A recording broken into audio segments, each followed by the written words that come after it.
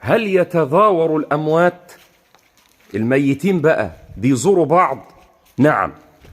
والجواب ما رواه الإمام أبو داود في سننه والإمام أحمد في مسنده وصحح الحديث الشيخ الألباني من حديث أنس بن مالك رضي الله عنه وأرضاه أن النبي صلى الله عليه وسلم قال: إذا ولي أحدكم غسل أخاه فليحسن كفنه فإنهم يبعثون في أكفانهم ويتزاورون بها هناك.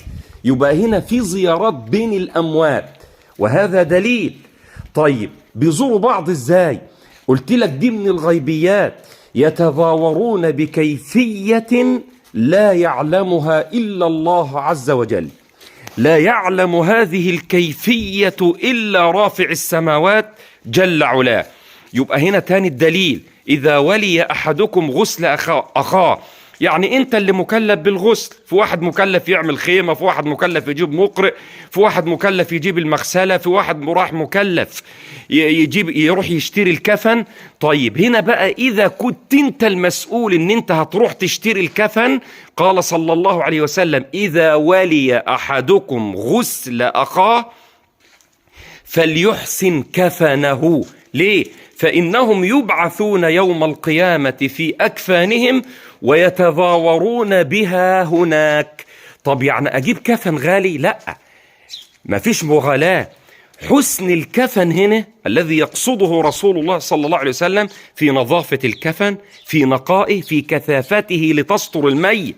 يعني ما تروحش تجيب كفن خفيف حتى تظهر عورة الميت أمام الناس.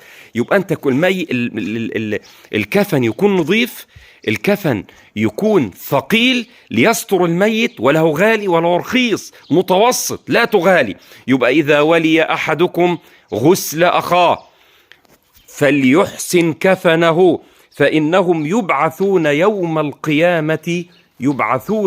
القيامة في أكفانهم ويتزاورون بها هناك. السؤال هنا، هذا دليل على أن الأموات يتزاورون.